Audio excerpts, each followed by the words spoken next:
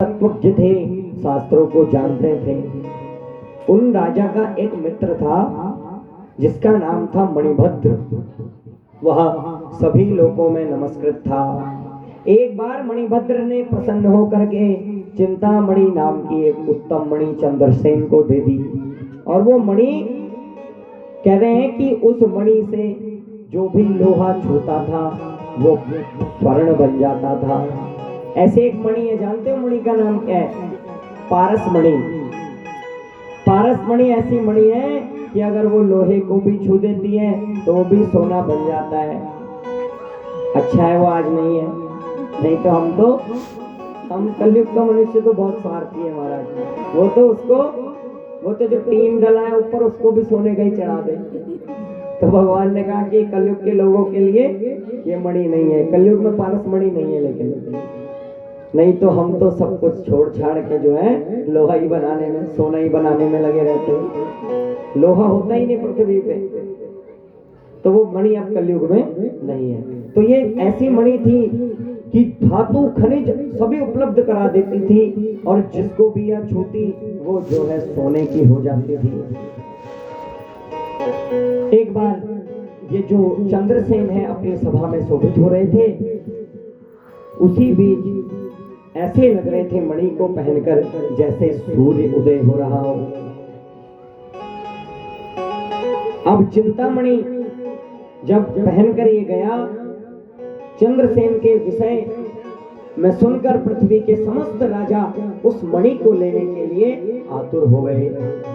जैसे इधर भी समंतक मणि थी ना, भगवान श्री कृष्ण ने कहा सत्राजित से भागवत में कि तू सत्राजित ये मणि दे दे, वो मणि भी सोना देती थी, वैसी ये भी मणि है। तो बोले ये मणि लेने के लिए उत्सुक हुए, लेकिन जो है चंद्रसेन ने वो मणि नहीं दी। अब उन राजाओं ने एक दूसरे के संकेत कर कर जो है उज्जैन नगरी को घेर लिया, क्योंकि ये लोभ तो क्या नहीं करा था। अब मणि की लड़ाई, बोले मणि हमें चाहिए। राजाओं ने सभी ने चंद्रसेन को घेर लिया, और महाकालेश्वर की वो शरण में गए। जब चंद्रसेन ने देखा कि मेरी सारी उज्जैन की नगरी को घेर लिया, तब वो वहां महाकाल की शरण में गए, और महाकाल से प्रसन्नचित होकर राजा की रक्षा के लिए उन्होंने उपाय पूछने लगे। उसी समय एक ग्वालिन बालक सहित उस उत्तम नगर में घूमती हुई महाकाल के निकट आ पहुंची। जब उस विधवा ग्वालिन ने राजा के द्वारा की जाती हुई महाकाल की पूजा को आदर पूर्वक देखा, तो उसने भी अपने मन में शिव जी की पूजा का विचार किया। अब कृत्रिम द्रव्यों से वो महाकाल की पूजा करने लगी। मनोहर बिल्व पत्रों से शिव पूजन कर बार बार प्रणाम करने लगी। एक बार चंद्रसेन को माता ने भोजन के लिए बुलाया, तो वो भोजन के लिए नहीं आए।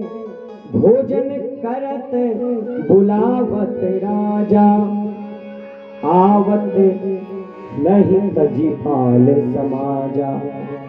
बोले भोजन करते हुए माता बुला रही है, लेकिन ये भोजन करने के लिए नहीं आए। तब भोजन की इच्छा नहीं हुई इनकी, तब वो माता स्वयं ही जो वहां ग्वालिन बन के आई थी, वो इनको भोजन कराने के लिए वहां पहुंची। तब कहा कि उठो उठो भोजन करो। तब ये बड़े परेशान हुए महाराज। भगवान की भक्ति में कोई अगर व्यक्ति हो तो उसको छेड़ना नहीं चाहिए। तब देखा, और जब माता ने हाथ पकड़कर इनका खींचा, तब भी ये नहीं जगे। सब जिस शिवलिंग की पूजा कर रहे थे, माता ने वो शिवलिंग उठाया और उठाकर पटक दिया जमीन पर। आकृष्टस्ताडितश्चापि नागच्छत्वसुतो यदा ताम पूजाम नाशयामास शिष्ट्वा लिंगम च दूरतः। और उस शिवलिंग को दूर फेंक दिया माता ने। अब जब वो शिवलिंग दूर फेंका तो शिवलिंग टूट गया, और जब शिवलिंग के नष्ट भ्रष्ट होता देखा तो माता, तो ये चंद्रसेन राजा जो है पृथ्वी पर गिर पड़े और भगवान की स्तुति करने लगे। शिव जी की कृपा से भगवान की इन्होंने स्तुति की और देवेति देवेति चुक्रोश निपपात सपालका। इन्होंने माता की दिव्य स्तुति की भगवान की, और देखते ही देखते वो जो टूटा हुआ शिवलिंग था वही जो है रत्नमय ज्योतिर्लिंग के रूप में वहां प्रकट हुआ, सभी सामग्रियों से अलंकृत था। अब राजा चंद्रसेन आंसू बहाता हुआ शिव भगवान का नाम उच्चारण करने लगा, शिव जी का कीर्तन करने लगा, भाव विभोर हो गया। चंद्रसेन अवंतिका नगरी में महाकाल का पूजन कर रहा था। तब जब ये इसने शिवलिंग तोड़ दिया, तब भगवान ने इसकी पुकार पर ही भगवान वहां पुनः प्रकट हुए। तो चंद्रसेन जो ये राजा था, इसकी भगवान ने असुरों से, अन्य राजाओं से रक्षा करी, और वही भगवान महाकाल बनकर उन्हीं भगवान ने इसको वहां दर्शन दिया। बोले महाकाल भगवान की जय।